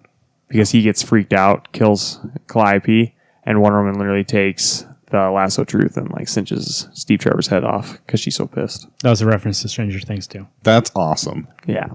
But there's been other ones like where Shazam is talking back to Superman when Superman's reigning the world. This is more Injustice. And Superman gets so pissed off, he blows his laser beams through the back of Shazam's head. It's just crazy things like that. But like the No, storytelling they're is so actually dead. good. Once they're dead, right? Right, they're dead. They're dead. It's your like pre-New 52 where there's what I mean by no rules is like when you think of like Green Arrow, you think Green Arrow, Black Canary, like they're married, whatever. Nowadays, probably not. But like back then in the Silver Age, that's kind of what was happening. So it's like that. It's like that classic DC Comics feel, but they twist it to fit this story. Yeah. So I admit I want to read it. I'm just not going to go out of my way to find it. yeah, someday I just say check it out. It's just like an Elseworlds too. Yeah. So And it's not canon, so I don't care. my don't care. number one was what Marvin's actual number one should have been, but it wasn't. I was just kidding about that statement. I don't care if it's canon or not canon. Jeff Lemire is my number one. To be fair, he writes one of my all-time favorite books right now, Royal City. There's not enough good things to say about that book. I love how he adds in the, now I've never actually listened to it, but I do think it's a cool idea that he adds in the, hey, this is what you could be listening to. This is what gives me inspiration to write this book. I like the fact that it doesn't have any, The newest playlist has some Nine Inch Nails on it. the Tommy thing is not necessarily supernatural. It's just a memory of their brother. Yeah. But I love just how it's just people. I love how it's just based around this city or this town they live in, how they all have their lives either outside this town or they are so stuck in this town that this is where they live, this is what they do. Oh man. And I think it's very easy for somebody to take a situation that has normal people and like, well, nobody's going to read this. Let's make them so like there's a vampire. Let's make it so that instead they're in space. You know what I mean? Add some sort of element that like it turns into a different kind of genre. Yeah. Where Jeff Lemire is like, oh no, this is about them, and the interesting part is going to be their relationships together, how they act and how they are. Where I think I talked about for months and months and months. I was like, can we just have a book that is about something without some, like for instance, and I haven't read the book, so I'm not sure if it's good or not. Moonshine. Like I really wanted a book about prohibition in the moon, like that whole era, and somebody trying to like smuggle moonshine, and then they're like, but they're vampires, and I was like, okay, Werewolves. That was the whole point of that book, though. But I mean, that's what I mean. Why can't it just be about prohibition though? Like nobody would. I agree. I think could do that, though that they're like, oh, nobody's going to read a book about prohibition, which is probably true. So then they're like, oh, let's make it be the werewolves, and it's always so that it's that pitch to be like, oh, here's this meets this. So they're like, how about Prohibition meets werewolves? Yeah. Instead of being just be like, hey, how about we do a book about Prohibition? In this book, how about we do a book about a dying town and somebody comes back to that town and how he deals with something they've never gotten over. They never dealt with. They never talked about it, really, is the death of their brother and son. Yeah, it's really good. Mm-hmm. Number one. I sat about it and I was like, oh, maybe I don't want him being my number one. But a book that I always come back to going is Royal City. Especially Black Hammer. Black Hammer. Even great. like the mini that's going on right now is great. Like that one Sherlock issue. Frankenstein? That one issue that Sherlock Frankenstein did a lot in that one issue to make me care about that robot boy. I tell you what, I'm still sad that he's in prison. I'm still sad too. And they just announced today, by the way, I forgot what it's called, but they announced another spinoff from Black Hammer. Is it what's the other one that is coming out with Gideon? Is it Gideon Falls? Oh, yes, Gideon Falls coming out too with Sorrentino, so that's coming out pretty soon. Jeff Lemire, I think this is the year of Jeff Lemire. As Garrett said a couple weeks ago, he thought it was the year of Jack the Ripper. I think it's the year of Jeff Lemire. Nice. That was our top 5 writers of 2017. We're going to do top 5 artists of 2017 coming up here. I do have my list updated. I did refresh it. I logged back in, so it is up to date. I will give you my number 5. I'll start first since Garrett went last time. My number 5 is for a book I expected to read 2 issues of and throw that thing in the trash, but I decided I'm still on it. John Davis Hunt for The Wildstorm. I think some of those... That's a book that very easily could be phoned in, where it could be... that's a book where you don't have static panels. That's a book where I need it to be kind of a little flashy, because I think this whole book is like flashy. Yeah. This whole book is cool, and it really fits that story. So when we have fight scenes and you see small close-ups of the gun, and it tells you about the gun, and she looks and sees how much ammo she has, like all those little touches, and then she goes and kills the guy, and like, you know, the whole fight scene is really necessary for that kind of story. And I think John Davis Hunt does a great job of that. Like every time I read one of those issues, I'm always like, man, this is so fucking good. That art's really good, especially in those kind of scenes. I was just thinking how much detail is put in for the it's the engineer, right? Angela That Spica. too, yeah. How much detail he puts in for every bit and piece of armor that she's wearing, or when it comes out of her and it starts to build on her. I tell you what, that book is great. And like, you can tell how painful it is for her to, like, they've never mentioned it, but when he draws her transforming like that, and you look at her face and see how much like she's agony like bleeding stuff like that, then I'm like, that's Davis Hunt. David Hunt is like great at those facial expressions. Like, I know how much pain she's in just by looking at her. Yep. And it's very hard for you in the comics to look at somebody, because half the time it looks like you're like, oh, that's a weird face, I'll ignore that. But in this book, constipated. but in this book, I'm like, oh, okay, that looks like it hurts. Yeah. Like, and like you say, like it comes out and there's like all this blood, and that's cool. The space thing was cool. Everything about this is cool. So this is my cool book of 2017. It's my cool book. Especially John Davis Hunt. Number 5? Number 5 is Wes Craig, Deadly Class. Oh, God. I forgot about Wes Craig 100%. I didn't forget about it. It's one of those things that Deadly Class is a book that we always talk about. It's like, I don't... Right. I maybe would have done that too. Oh, by the way, before this is the I put Fiona Staples in the moratorium. I bring her up every single year. I bring her up every time. Like every time we review the book, I just have to be like, still killing it. So she's in my moratorium. Okay. Like, I don't know, she might show up for you, but because this would be the first time. Fuck you. This is the first time you could ever talk about her. But for me, she's in the moratorium. This is the Fiona Staples top 5 list for me. Nice. Wes Craig? Wes Craig. So great on Deadly Class. Whenever a new issue comes out, there's so much detail in the art. I think it's a great collaboration between him and Rick Remender. So yeah, I mean, I really love how like Maria's drawn, Mark's drawn, the other characters. There's a lot of panel work. Who you don't give a shit about. There's a lot of panel work that shows like what's happening rather than, again, like, you know how Ed Brubaker says he hates when dialogue explains the story. It's kind of things like that. Like Wes Craig gets a lot of the chops for being. Speaking able of to push panel work, the that one issue story along. Oh, sorry. That one issue recently where they were all having sex in that hotel room. Like even like those 2-3 pages is that's real great panel work. Yeah. Oh, man, and it that was like this awesome. book deals a lot with like kind of punk music and rock and roll music, heavy metal music, like music in general. And I feel like that's what these his comic arcs like. Yeah. Like when we have panels like that, it does feel musical in a way. like my eyes are like bouncing around. And I Yeah. can follow it in a way where it's not like I'm thinking about following the panels. I'm just like I'm naturally flowing with going it. through it and flowing with it. Especially there's been a lot of action where this might have been last year, but still in terms of Wes Craig, he does this a lot where you'll follow somebody down a hallway instead of being like a normal sized panel. He'll make the panel look like kind of a hallway and they'll follow through and you can like follow the person through all the panels. And that's a nice way for somebody to lead their eye rather than be like, oh, look here, look here. Yep. It's way you're like, okay, my eye naturally falls that way. And also, he doesn't do the colors, but Jordan Boyd, I believe. I believe so. That sounds right. Him and Wes Craig together make that book look awesome. Like color-wise and everything, especially that issue of Mexico when they show up. Even the sky, it just looks beautiful. I remember it was like that orange kind of color. Fantastic. Isn't Wes Craig? Well, he's going to write a book coming up here. Is he? Draw one. Yeah, I can't remember which one it is. Wes Craig. Rick Remender was talking about it at the end of last issue.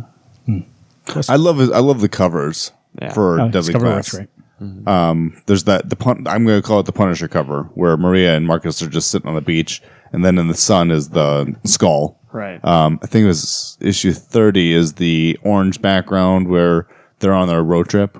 God, those covers are so good. And then 31 was the issue where they're all on the cover, kind of. Yes. Yeah. Yep. Right. That's good. That's a good choice. I thought about it. I was like, I don't know. Right. But I did choose Sean Murphy as my number 5. Nice.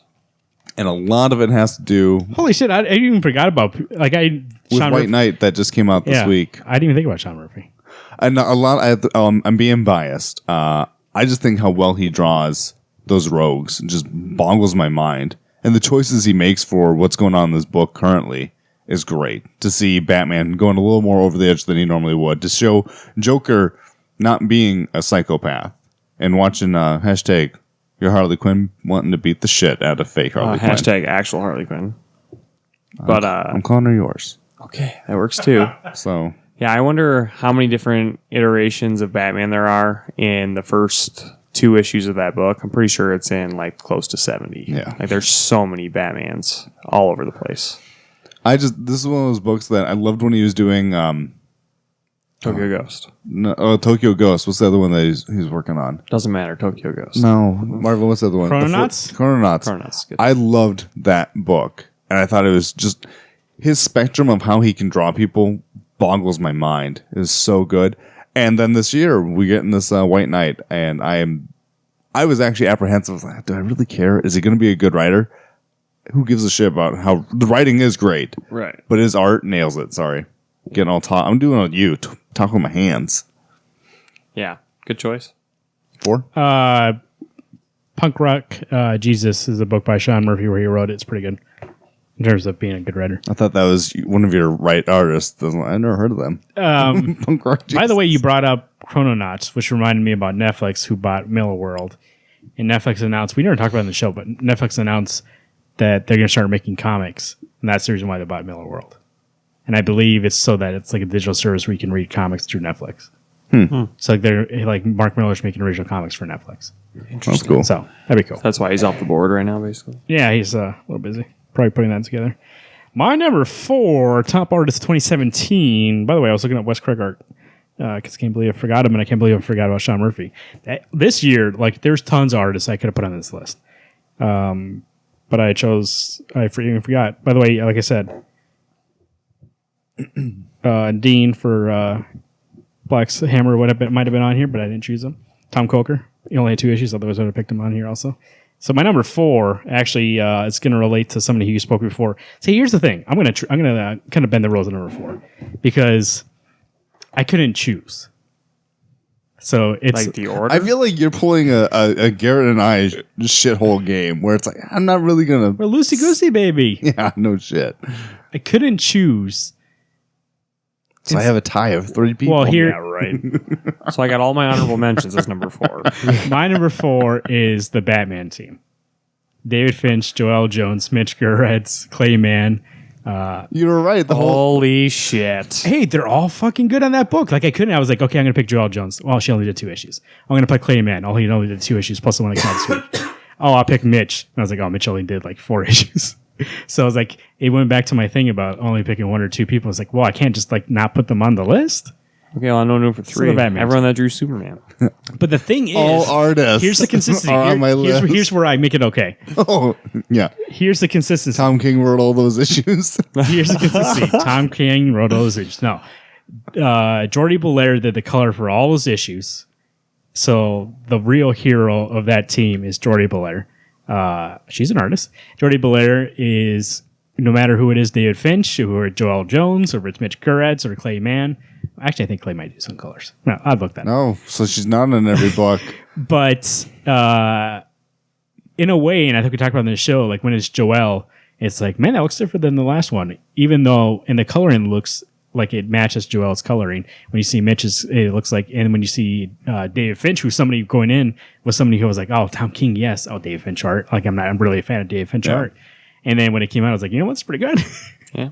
And maybe he's bringing his A game, or maybe it's that Jordi Blair. Yeah, Jordi Blair. She's the one fixing it.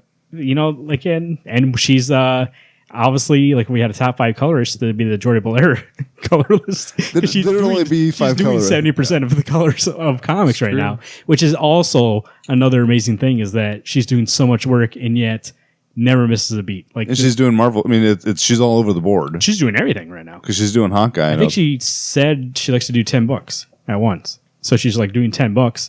And every time I see her name on something, I was like, that's going to be good color in it. I don't look at it and be like, oh, she's stretching herself thin. I'm like, oh, no. She still nails it every kicking time. ass and everything. So actually, I won't make it the whole Batman team. It's Jordi Blair. Boom. Okay, I Like can that, get, I accept. I can get on board with that. When you But get, you say, like- but I had to bring you through the woods, down the trek, and we got to Graham and South to the I was end. about to hire Wolverine to hunt you down and kill you. I know. It's We like, got to Graham and South at the end. I got a number 4. It's 12 people. Like, oh, okay. Hear me out. The DC team. Everybody at DC. anyway, But it goes to me, that's right. By the way, it number wouldn't be 4? DC. If I was picking a whole team, I'd be like the Image team. Everybody at Image. My number 4 is Chris Samney for doing Captain America. that is my number 4 as well. How did I forget all these people? Because you're stupid. That's the one of the books I read this week was Captain America. But if you think about the Black Widow run, Shit. And he was somebody who I thought of when we were like, hey, let's do this list. The first thing that popped in my head was Chris Samney, and I didn't even think about him. Dude, you can never use Steel Trap at all. I literally like looked up like all these books that came out this year and was like looking through like a million books. And go ahead. yeah, Dude.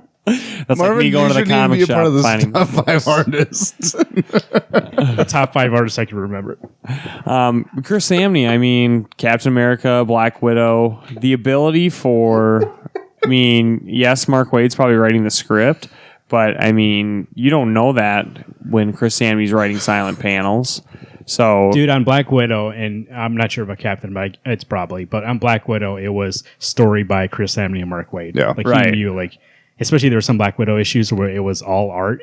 That's Chris Samney. what about that part in Black Widow where she like jumps out of the helicarrier? Dude, Amazing. I tell you what, that silent issue 1 of Black Widow, I know it was last year. Yeah. Amazing. Issue 2, great. Weeping. I mean, I tell you what, anything that Samney touches is amazing.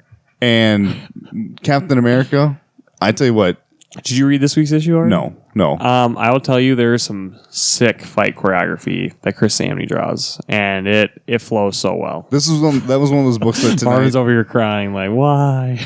was one of those I thought about reading. I thought, well, we're not going to talk about it.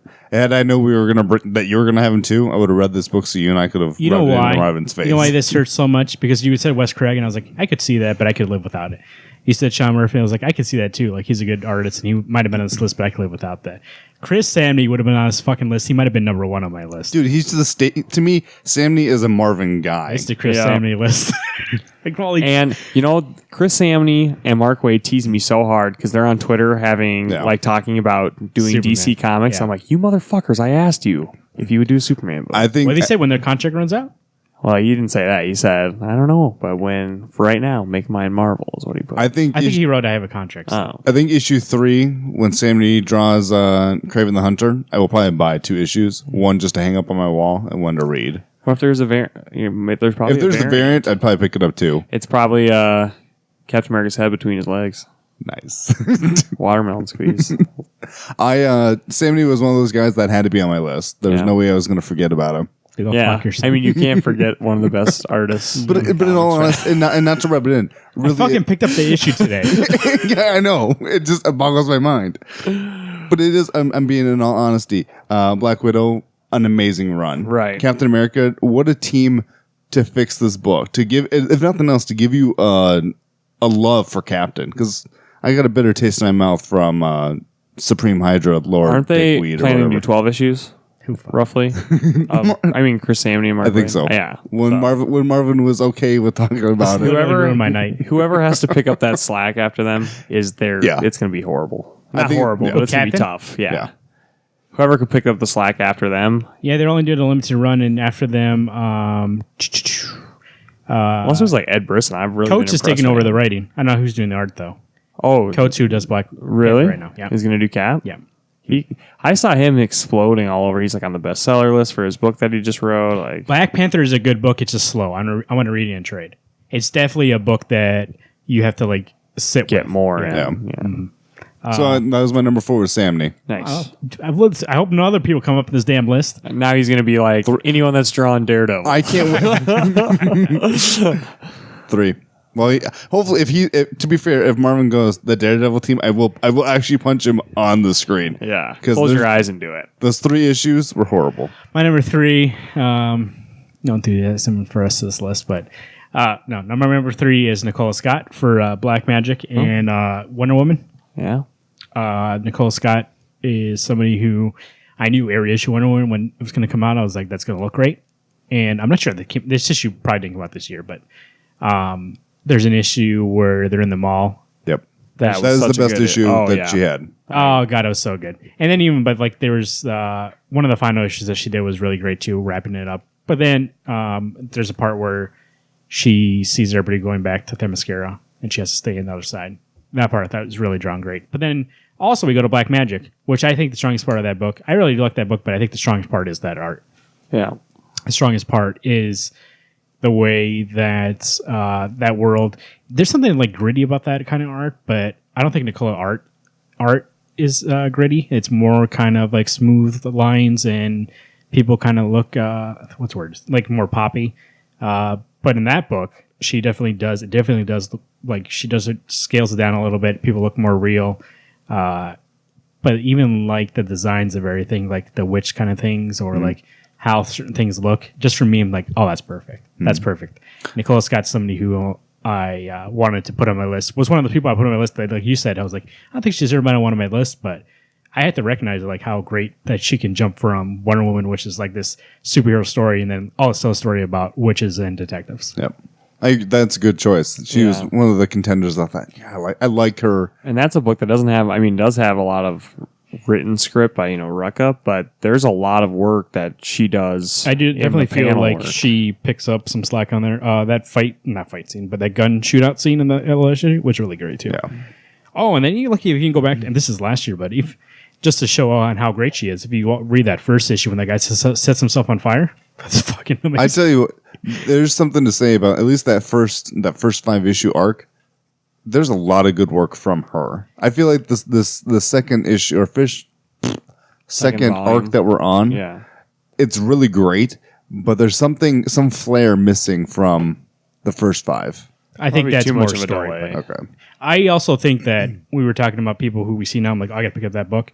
When she did Black Magic and then she did Wonder Woman, like half the reason why I got that was Nicola Scott's going to be in that book. Yeah. And then now she's coming back at Black Magic. She's definitely somebody who I'm like, oh, Nicola Scott, I'll get that book.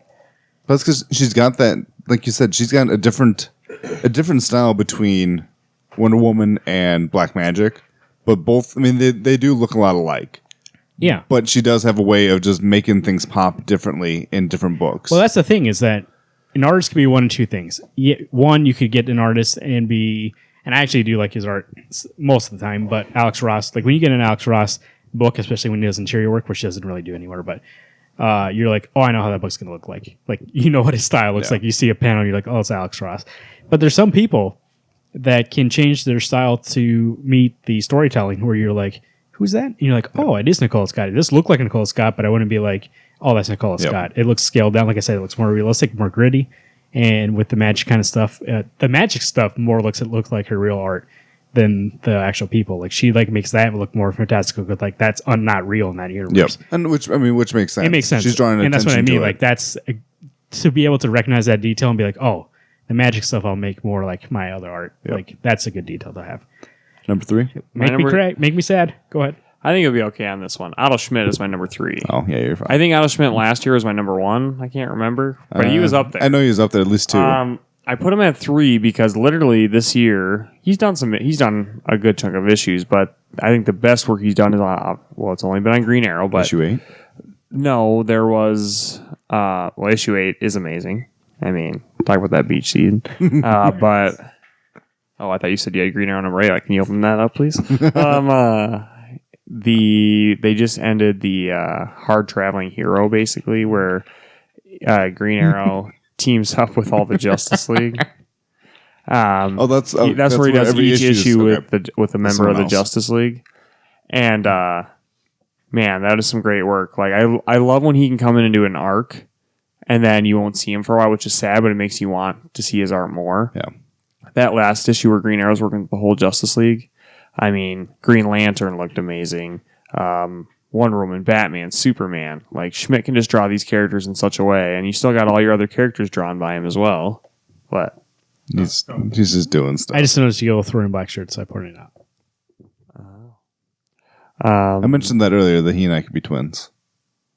Sure. I mean, we'd have to have the same bicep size, but you'll get there. Otto Schmidt, though, I wish he was doing more than just Green Arrow. I wish he was on more series. I wish he could be helping out on even an indie comic. I would love to see Otto Schmidt on. But I think he's just getting his feet wet into mainstream comics. So I think this is just the beginning of his career, and I definitely will be following him for a long time. I think a lot for him is a lot of detail he does put into a book. So Right. the one issue he does looks amazing. Right. But I think he's an artist that it takes time to get the goods. Which is why I kind of like the idea of more your Mark Miller kind of series where you put out 5 issues, and instead of having it be an ongoing, you just call that same series 2, Yep. 3 Well, and volumes. do what Mark Miller and Frank Whiteley did. Right. Did you forget that artist, Frank Whiteley? We remind For you. what? Right now. He didn't do anything this year. Yeah, he did Jupiter's Legacy issue 2. 5. One Oh, issue. yeah. Yeah, I just told you he was this year. But yeah, so Otto Schmidt. Otto Schmidt's one of those people, like you said, I wish he did more work, but I think his style takes so much time for him, or he might just be super slow, Right. that he really can't do that much. And so it is one of those people who are like, man, that's good, but he doesn't really do anything. Just like French Manipulator, like, man, that's good, but he'll do 5 issues and be like, I'm done, guys. That's Yeah. my run. Or you'll get, people like that you're like, man, they're so good, but they only do 5 issues a year if they do 5 issues a year. That's why I'm looking for that landmark from him. I want him to do an ongoing that maybe it's him and somebody else. Then you that get are a working on situation it. where you got a Pena who only can do 5 issues, but hey, we're going to do an ongoing, and then it gets delayed. Yep. That's true. But to be fair, you mentioned Francis Manipul. He was going to make an appearance on my list, but I'm still hurt by the Trinity.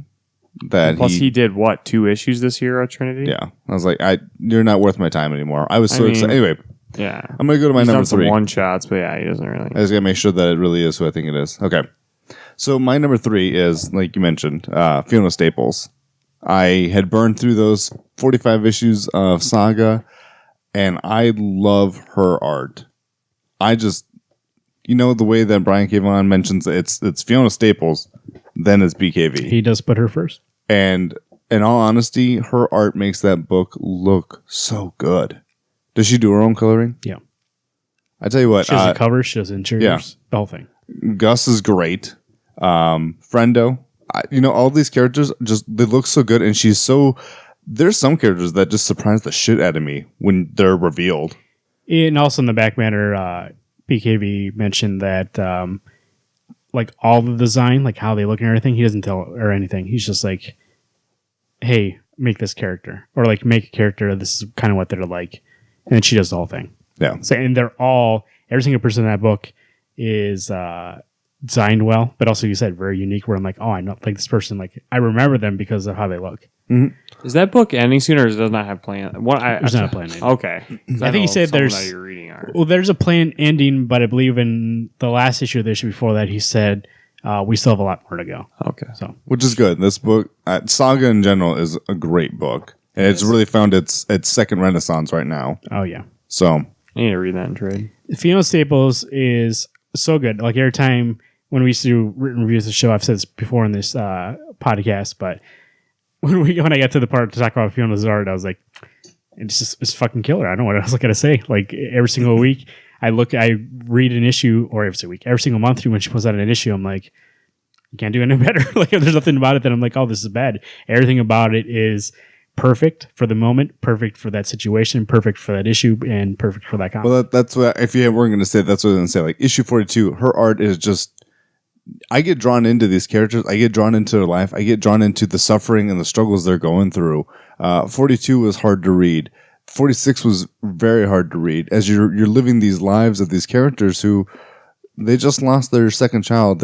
Hazel's losing her brother that she doesn't actually get to meet. And that's kind of like when he starts fading away, it turns to like a silent thing where it's her telling him that story, and then I believe she kind of tears up while she's telling the story and like kind of not looking at him because she knows that he's not going to be there when she looks back. Yep. But she knows what's going on. So it's one of those books that it's the story is great, but Fiona takes it a step higher and she lets you live these lives that these guys are having. And even though I believe that is both their books, and like that book only succeeds because they're both on it, I do believe like that is more her book though. Like in terms of like, if she left that book, I don't know if I could read it again. And there's no way she would ever leave it because it is both their books. But I'm saying hypothetically. But if he left it, I'd be like, somebody else could come on board. But even she could take it would be a little different, but I would still get it for her art. Yeah. But if she left, I wouldn't get it for that story. And she's actually one of those artists that I'm glad only does the one book. She may do a cover from time to time, but she's only does this one interior. Speaking of 42, when there's somebody in that book that dies, and when that happens, there's like 3 to 4 pages of just like black after they die, and so perfect. Mm-hmm. I really love that issue. Actually, by the way, tune in next week. I have my own top 5 list because you guys didn't.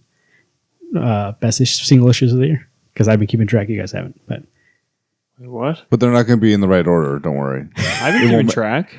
Single issues. Yeah. Oh, you have? Yeah, Oh, ever since you started doing it. Oh, really? Oh, I yeah. thought I brought it up in the show before, and I thought you guys did. To be fair, I can try to come up with at least 3. No, I mean I was just going to bring up like these are good issues if you want to check them out. But we'll talk about it next week. Next year it'll be official. Hey, what number are we on? 3. 2. You're on 2. Well, we hope He's it's going to your look 2. and it's be Chris Samney. Oh, I did. Oh, I remember. Ooh. Jeff Lemire for Royal City. Yeah, that's actually my number 2. And for AD, both of them. I think both. AD looked incredible. AD is, I love Royal City, Never read it. but AD, like, I have it. AD's an example of, because it's mostly, there's a lot of prose, but there's still art on the page. AD is one of those where I would read the prose and then I would just stare at that art for a while. Like Jeff's so good at what he does, the coloring, the composition of his art. And then we talk about Royal City, which I keep talking about this freaking panel that I've had in my mind for 6 months about Tommy above them, and he's leaking water above all of them at his wake. And just like the pitch perfect moment of when you see that panel, you're like, this is what the comic's about. Yep. It nothing encapsulates that book better than that panel. And a lot of things in that book are when you see, like, you just see a panel and you're like, oh, that's like a perfect moment. So the panel that comes to mind for me is it's when Patrick's standing in the water. The pages are in the water, and it's Tommy going, "You're using my life. You're using my story to tell this." That's actually, I mean, Jeff Lemire, you're blowing this book out of the water writing wise, but your art is just, it's its own style. It's its own thing. It's its own beast. Oh, sorry, stupid hand got in the way. I don't know. I do feel like a lot of his writing sets up a lot of things great in that book, but that art punctuates it to a point where I'm like, that's perfect. That's perfect. And so you can move on. Even subtleties like there's a panel where Tommy and his mom, or Tommy's a ghost at that point, but his mom are at the dinner table and they're just sitting there, and you can just see she's like, oh, you can just tell from looking at her, you're like, she's not happy. No. And and that's very hard. Like we talked about before, facial expressions, very hard to do in comics be like, oh, that person's sad right now, and not sad and to a point where you're like, are they mad? They sad? You know, it's very hard distinction, but especially with his style, it's very easy for me to look at it and be like, and the way he colors that scene to be like, oh, she's all in the dark, like she's sitting in the dark all alone at that table, like that's just pitch perfect. And Royal City, even though I do love AD a lot, and Royal City, that whole package, the writer and the artist, perfect. Yeah. Mike John, tune in next week. We'll see. I think the thing that I really like about Royal City as well is that he draws the same character 4 or 5 different ways. You get young Tommy, you get toddler Tommy, you get drinking Tommy, you get I would assume teen Tommy, and then you get Pastor Tommy. I mean, you get these different versions of what the siblings or the mom and dad see him as, what he could have been or what he was. And so it's just that book is great, and Jeff Lemire, keep doing what you're doing. Even like that panel where a little bit spoilers, where that what's his sister's name? Tara asks for a divorce, and she leaves, and she's kind of like angry, and then she could see that just coming a relief on her face, being like, that's done with. Even like that, it was like, I remember loving that, how that ended being like perfect. Great. Jeff Lemire, the year of Jeff Lemire. Yep. Just bringing up AD, did you still find out what happened in issue 3 of that? I'm getting around to it. Okay. I'm just curious. I know it's kind of hard since you don't know. Oh, buddy. But when you do figure out... Oh, I've read it, but I have no fucking clue what was happening in that book. I own 03, only read 1, page through 2, just read the comic part of it. I haven't read 3. The best part of 3 is Jeff Lemire's art, because you don't know what else is going on. So. Okay. My number 2 is Sean Murphy. I know he was your, number 4? 5? I love when you have art that is so detailed that it gives you much more to look at in a book. I know there's openness, you can do the same thing, but I know you guys didn't really like issue 1 of White Knight, but I actually loved it for the fact that I knew going into it that this was like flipping everything around, that it's kind of like a Batman's the bad guy, Joker's the hero. So the whole time when Batman's chasing the Joker, like I was kind of feeling terrified. Yeah. Like because he does look like Led Dent from Tokyo Ghost, where he's feral. He has one mission. I will hit you. Like he's like, I don't kill, but like I'm pretty damn close to crossing that line. And how brutal he was that issue. I love the suspense that Sean Murphy can build in his art. The coloring work, the shadow work, all of that looks incredible. And I loved issue 2 with the Rogues. We've mentioned that. Not only that it's the Rogues, but that he put his own take on it. Yep. So like Bane, it's not necessarily like he's got the luchador mask, but he's got added parts to it. Right. So, and then Baby Tokyo Ghost. I mean, I know it's last year, but I'm always going to talk about it. Oh, I know. That's such good art. In all honesty, I always assume that's like your All-Star Superman. It's just a book that you just go to because you love that book. All-Star Superman, but no, I'm not saying Superman book. I'm just saying if I needed a book that was my like you're Twilight, in a desert island. Tokyo Ghost would be my Twilight. I would take Debbie's katana, slice through all the Twilight books, and then she'll just get on that stag and go like this. Tokyo Ghost 2 coming soon. Really? When? No, I'm just kidding. Oh, God. Wait, that's too loud. He's planning to continue, yeah. So, what's that to be continued? No, unless it's open to be continued if you wanted to. What do you got for number 1? What are you? My number 2 is Jeff Lemire. Oh, okay. I said that out loud. That was your number 1? That was number 2, Sean Murphy. Oh, okay. So if you have the same number 1, then I will be finishing. My number 1 is Sean Phillips for Killer Be Killed. Yeah. Going back to that subtle storytelling, the simple storytelling that I told before. Best part's your favorite character, the demon. Best acting in a comic book, I believe. Very like when we were talking about facial expressions. I guess this is the episode of facial expressions, but Sean Murphy is really good. Sean Phillips is really good.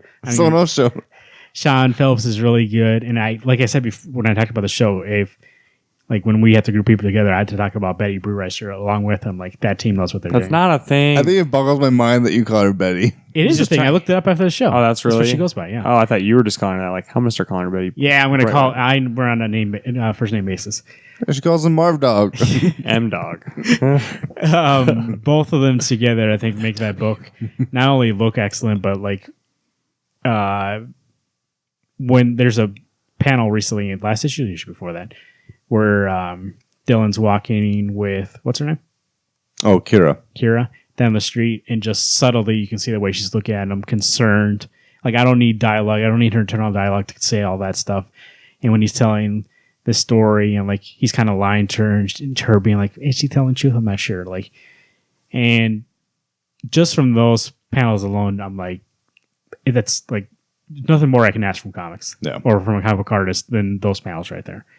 And amazing art. I mean, Kill or Be Killed. I think for a while we were kind of like there's like two issues. There's like 2 or 3 I issues think it that was were off. when there was a different. I mean, the change of point of view was refreshing, but I think it like we've talked about. Oh, it really? kind I of like jumped. I think it was the ones. I didn't say we didn't.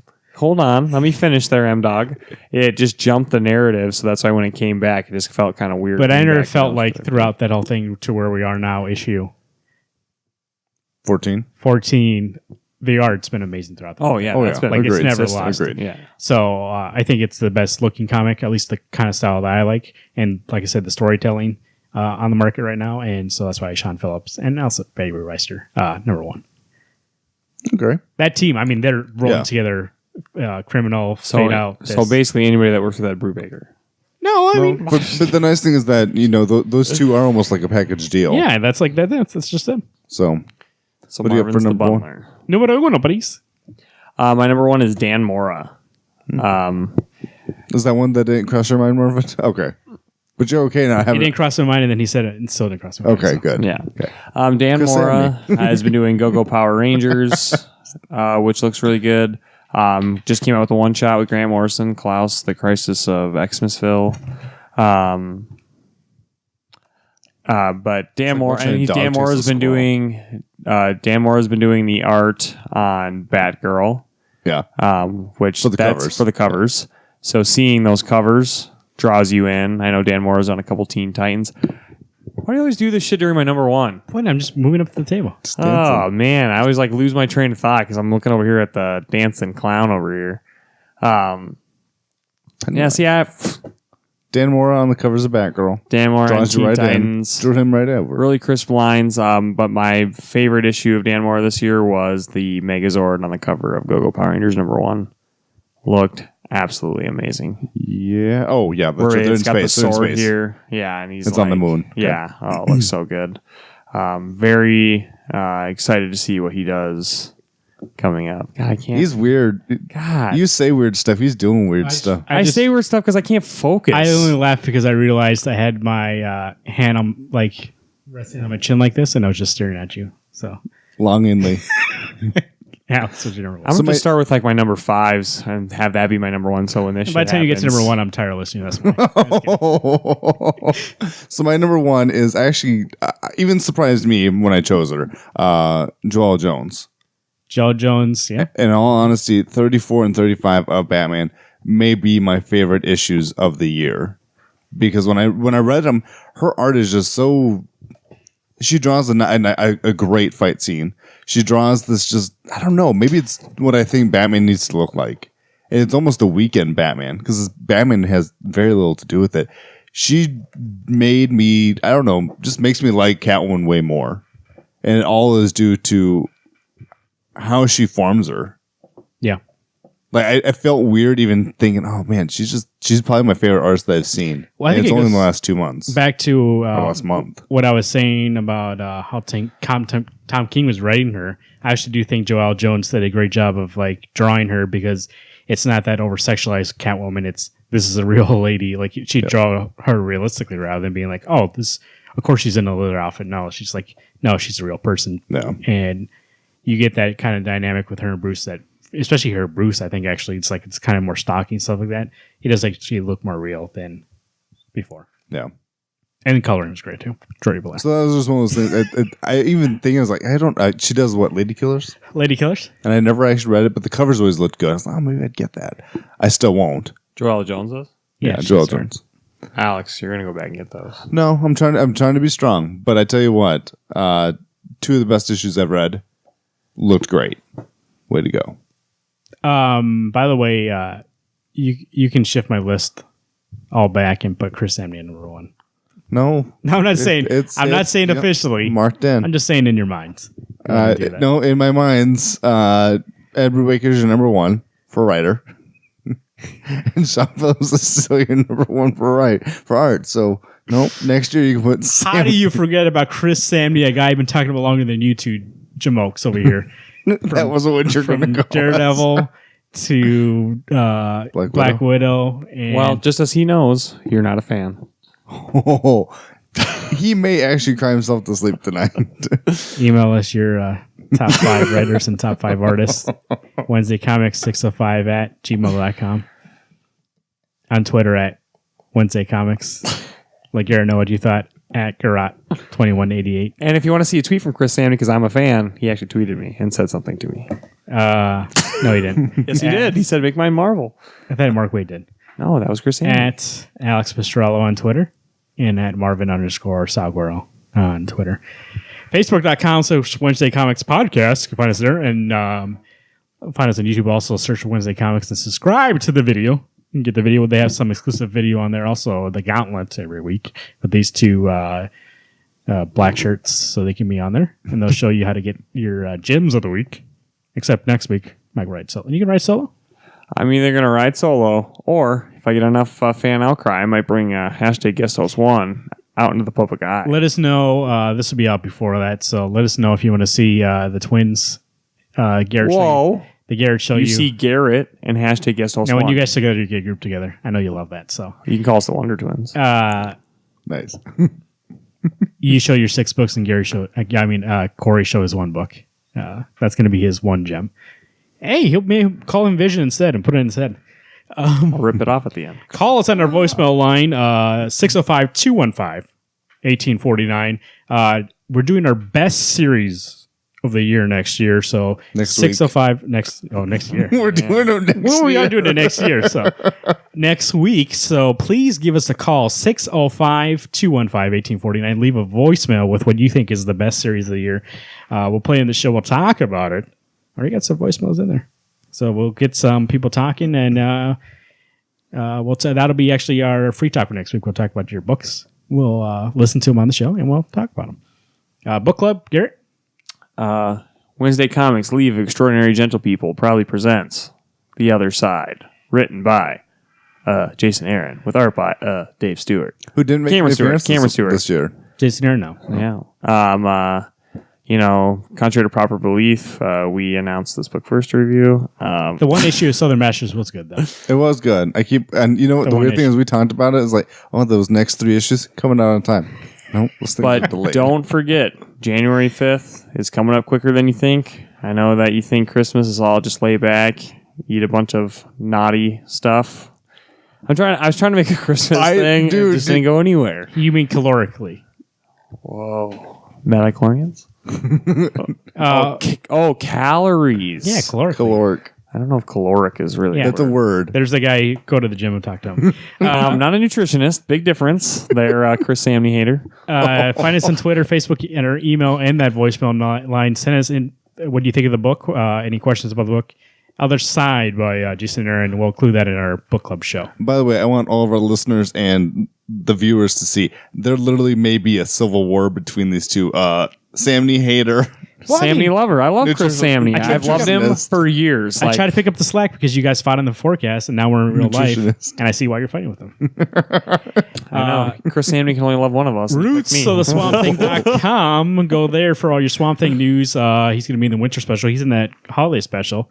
Learn about Swamp Thing before he breaks. I tell you, this guy is going to break out big, this Swamp Thing. I'll let you know. I know. So before he breaks out big, make sure you know about him. And that's roots of the SwampThing.com. Also, Holland Files number 2 coming out pretty soon here. I believe pre-orders are done, so you're not going to be able to pre-order anymore. But go on there. There's some news about it. Maybe get on board for number 3 when that comes out. SuperCon 2018, Return of the Con. Yeah, we're going to be there. It's going to be September 28th, 29th, and 30th. On the 28th, Friday night, Wednesday Comics is doing a live show. First ever. During the SuperCon After Dark. So make sure you go to supercon.com for more information. I don't think tickets are available yet, but when they are, we'll let you know. Buy tickets, show up for the Wednesday Comics podcast show. It won't be that long. I mean, that title won't be that long. Oh, I was that like, show. That show could be. In Marvin's dreams, You can see this hostility. You can see this animosity. We're talking about the guy that we bring in real life. Phil Hester. Yes. We're bringing to SuperCon 2018. During the day of those shows, you can meet us at our booth, meet Phil Hester at our booth and ask him about his book, Shipwrecked. You can ask him about Batman Beyond. He'll be on this year.